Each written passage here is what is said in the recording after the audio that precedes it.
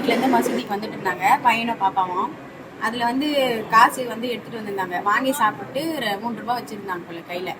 அது வாயில் போட்டு முழுங்கிட்டு இருக்காங்க. இவங்களுக்கு தெரியல, அழுதுகிட்டே இருந்துருக்குறாங்க. பையன் வந்து இன்னா பாப்பா அழுற அப்படின்னு சொல்லி கேட்டான். கேட்டதுனால இது மாதிரி நான் காயின் முழுங்கிட்டேன், எனக்கு ரொம்ப வலிக்குது அப்படின்ற மாதிரி சொன்னான். பக்கத்தில் ஒரு ஜென்ஸு தான் வந்திருந்தாரு. என்னத்துக்கு அழுறீங்க அப்படின்னு சொல்லிட்டு ரொம்ப கத்தி அழுதுட்டு இருந்தாலாம்.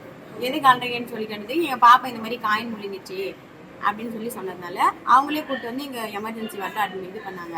பண்ணிட்டு என் பையன்கிட்ட கால் பண்ண ஃபோன் கொண்டு கொடுத்துருக்காங்க. கொடுத்தது இந்த மாதிரி எங்கள் பையன் ஃபோன் பண்ணி என் வீட்டுக்காரர் தான் கால் பண்ணி பேசினான்.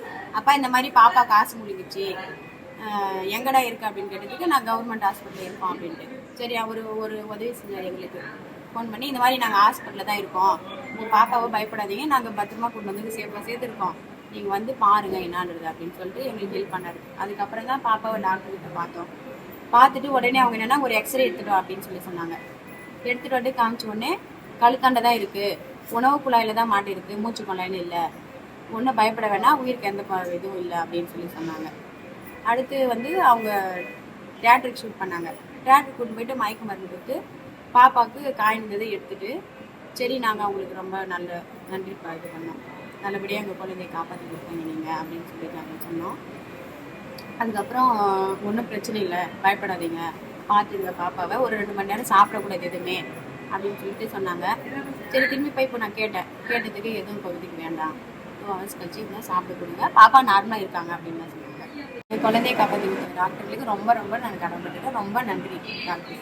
ஒரு மிஸ்பாண்டு குழந்தை, 7 வயசு குழந்தை, 2 காயினை வந்து விழுந்துச்சுன்னு சொல்லி ஹாஸ்பிட்டலுக்கு கொண்டு வந்தாங்க. ரொம்ப எமர்ஜென்சி. இது வந்து பார்த்தீங்கன்னா ரொம்ப எமர்ஜென்சி. ஏன்னு கேட்டால் மூச்சுக்குள்ளெல்லாம் அடிச்சிச்சுன்னா உயிருக்கு ரொம்ப ஆபத்தாக போகும். உடனே எக்ஸ்ரே எடுத்து பார்த்ததுல அது வந்து உணவுக்குள்ள மேல் பகுதியிலே சிக்கிட்டு இருந்தது. அதனால வந்து உடனடியாக வந்து நம்ம மருத்துவமனையுடைய காது மூக்கு தொண்டை டாக்டருக்கு தகவல் கூறி அவரை உடனடியாக வந்து இதை மயக்க மருந்து கொடுத்து தான் எடுக்க முடியும். ஏன்னா நேரடியாக வாய்வழியாக வந்து எடுக்கலாம் முடியாது. இது ஆப்ரேஷன் தேட்டருக்கு உடனடியாக வந்து மயக்க மருந்து டாக்டருக்கும் காது மூக்கு தொண்டை டாக்டருக்கு தகவல் கூறி அவங்க உடனடியாக வந்து குழந்தைய வந்து மயக்க மருந்து கொடுத்து ஆப்ரேஷன் தேட்டர் வச்சு இந்த தொண்டைக்குழியில் சிக்கியிருந்த காயினை எடுத்து குழந்தையுடைய உயிரை வந்து காப்பாற்றப்பட்டிருக்கு. பிளே ஸ்டோர் மற்றும் ஆப் ஸ்டோரில் இருந்து பாலிமர் செயலியை QR கோடு மூலம் பதிவிறக்கம் செய்யுங்கள். செய்திகளை உடனுக்குடன் பெறுங்கள்.